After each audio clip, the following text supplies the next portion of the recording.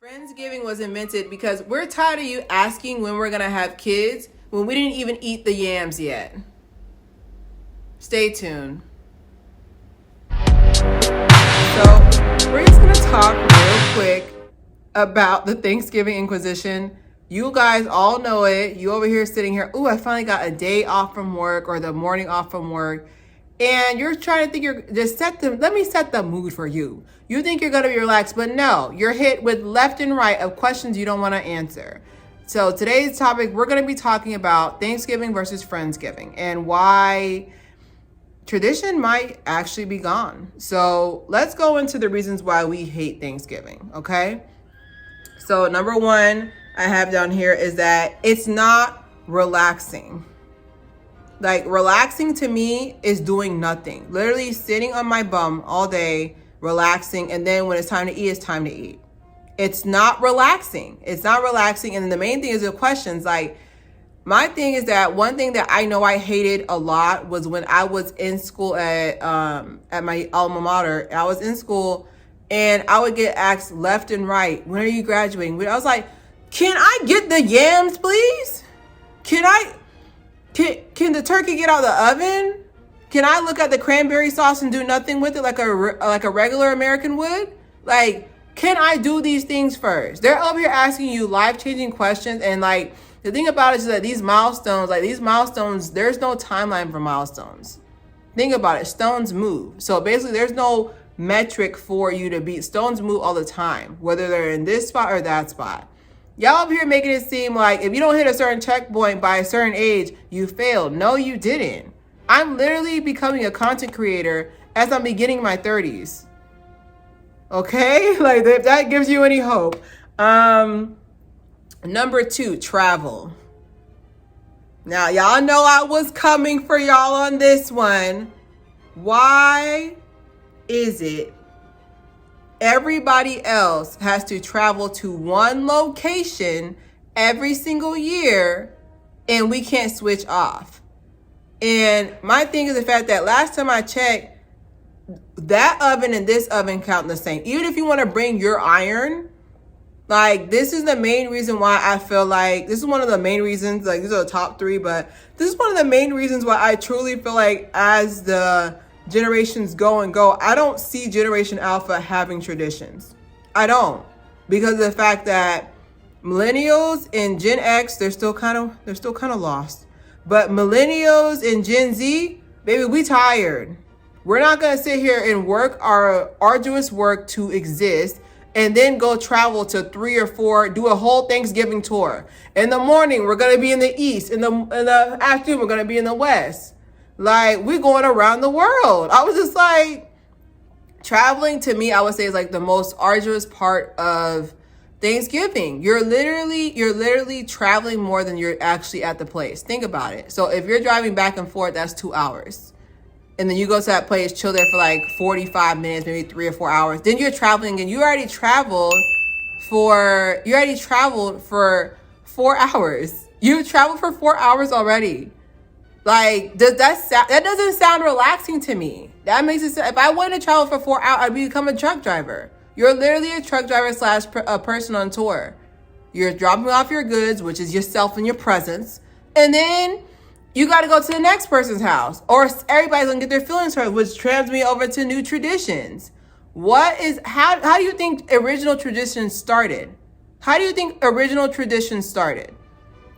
Original traditions started where one person was like, oh, we actually like that. Let's do that again. It became annual, and then it became generational.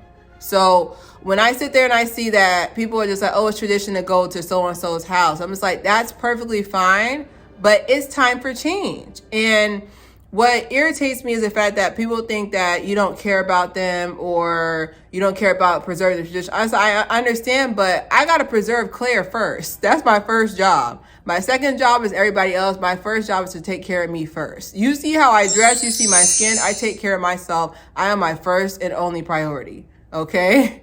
Everybody else comes second. I'm the first priority is myself. So we're going to get into the second part, and that's Friendsgiving. Friendsgiving was a new concept. I honestly, I didn't hear about Friendsgiving to about like maybe like 5 or 6 years ago. It's definitely a new concept.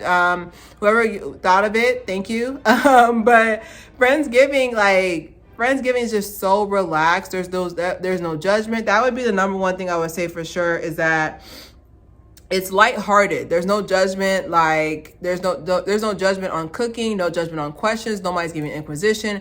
If they do, it's more like a joking, like, girl, you still with your man? Like, it's like a joke. Like, it's not like we're serious. Like, you still with your man, or what are we doing this year? Like, I'm just like, I don't want to think about it. This is the holidays. Holly mean, I gotta break down words for y'all. This is the holidays. You can tell I was a spelling bee champ, which I was. You can tell holidays. That means holly. Holly means jolly, happiness. I don't see no happiness, baby. All I feel is just clench, like, okay, they're gonna ask that question. You did so and so yet? No, I didn't. Now, can I cry into my yams in peace? Can I cry into my yams in peace now? Okay, but it's lighthearted. Friendsgiving is relaxing, even with the food, because you know the old heads. No offense to them. No offense to them, but you know the old heads, like, they stay trying to be like, oh, you didn't cook the rice like I did. See, if you would have been in that kitchen with me. And I'm just like, with your friends, it's just like, hey, I saw you burn the rice a little bit. Girl, let's take a shot for every burnt rice. Like, we make a joke out of it because we know essentially we're doing our best. Like, no offense, but most of us are working adults. Like, I'm not trying to sit here and, I'm not trying to sit here and demean, stay at home moms, because their job is worse. Honestly, like I said, I babysat before, and I'd rather do my accounting job all day. Okay, I'm gonna do my accounting job all day. My accounting's way easier. But honestly, we're doing our best. Like I said, like, there was definitely that generational, which one day I'll definitely make a video about that. Without getting too much in my feelings, because it is frustrating, to have that generational disconnect between baby boomers and millennials. Like, we're like enemies, but not really. Like, they beefing on us, they beef with themselves. But I would definitely say for sure that it's definitely lighthearted. Like, let's do more laughter. Like, if anything that the Pandora taught me for those 2 years was the fact that let's enjoy our time, because we thought we had more chapters in our book than we thought. Okay, we all thought our books were fully full up to 90 chapters. Unfortunately, some of us didn't make it past 20 or 30 chapters. So definitely it taught me to live life. And it's just stressful to have somebody ask you a question, because even if you're perfect and you have everything, they're still going to find something to inquire about, which brings me to my next thing, is that the verse meant to Friendsgiving is that the old heads are getting their feelings hurt. And I'm pretty sure they don't like being called old heads, but they are getting their feelings hurt, which understandably I get it, because like, when you have, like, this is your baby, you know what I'm trying to say? Like, this is your baby. You want to see them, you want to enjoy them. But I was like, but baby, are you enjoyable? Like, that's the main thing, is that, are you yourself? Are you enjoyable? Because the most frustrating thing to me is that family will want you to be around, but family you don't want to be around family. Like, it's really one of those things where it was more frustrating for me to admit it. But honestly, like, you can love the hell out of someone. You can love the hell out of someone and have nothing to do with them. Like, you really can. Because of the fact that they bring certain stress, like I said, we talked about it in my previous episode about SAD, seasonal anxiety disorder, depressive disorder during this fall time. So, like, just combine that with all this Inquisition, all these words, like, it's definitely on both sides. I feel for the old heads. I feel like for the older generation, but you got to be enjoyable. Like, you're enjoying our presidents and we're in misery. Okay. So that's why I said, I was like, I truly feel like Friendsgiving has given us a safe space in a way. And that brings me to my last part now. This is the advertisement, which I know I'm going to get a lot of slack for this, but the recipes,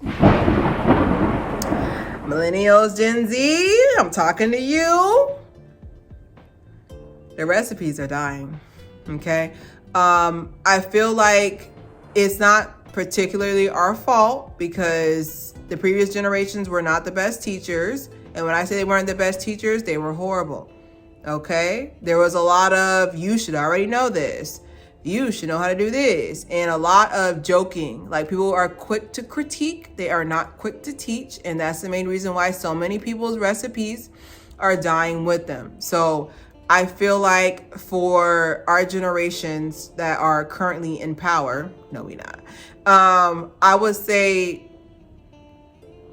it's not really an excuse that you can use anymore. I'm calling myself out too. Like I said, I know how to cook too, but I did endure a lot of criticism in the meantime. But that's just how, like, standard floor model of baby boomer, that's what they do. That's what they do. Like, they're very much, you need to know this already. Also, don't hurt my feelings. Like, what's that? Anyways, but I truly feel like the recipes are dying. Like, it's very rare for someone to know how to cook every piece of Thanksgiving. So I think that's also what's happening, is that the recipes are dying. So when you do come to a Friendsgiving, like, you're just like, I see whose parents taught, like, you know, but it sucks because the fact that, like, that's not really our fault. I mean, of course, you know, accountability is that, like, you got to take it upon yourself to teach yourself these things. You know, my parents didn't teach me how to swim, so I took it upon myself to go learn.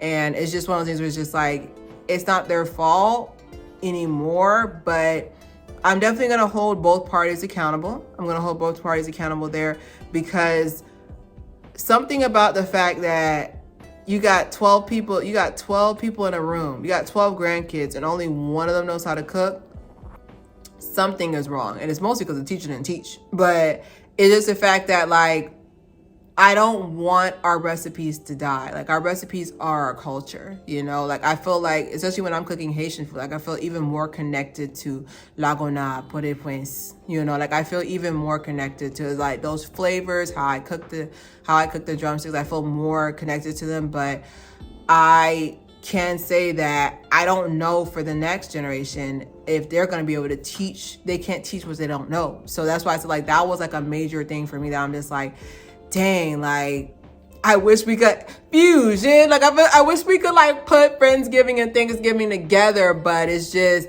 you have the Inquisition, but you have the Inquisition. On one hand, you know, to sum up all this, on one hand, you got the Inquisition, but the food good. You got the lightheartedness, but the food aight, you know? So it's just kind of like, you know, to be able to combine both of them, I hope so, and that's going to be the resolution, is that we need to stop asking personal questions as a conversation starter. You're over here asking me when I'm going to get my second degree, but you don't know that my favorite water animal is an orca whale. Like that, like let's talk about more important things. Okay? You even asked me what my star sign was. But for serious though, I really hope that you guys during this holiday season, I really hope you guys stay with people that you know, make you happy, people that you consider family, like, doesn't have to share your last name with you. Because I know some people are so pressed, like, okay, I know they're toxic, but I gotta be with my family. I was like, no, you don't. No, you don't. They're giving you that 1 day from work or 2 days from work. So I want you to be able to enjoy yourself. Like, I don't want you to feel like you're going to be forced into hanging out with people who make you sick. Because I remember I saw this one movie that was hilarious. It was like, don't forget to hang out with your loved ones, not your family this holiday season. Your loved ones, okay? But definitely for sure, if you can coincide, or if you know some good recipes for my fellow millennials, drop them in the comments below. But definitely don't forget to subscribe, share. Have a happy Thanksgiving. Bye.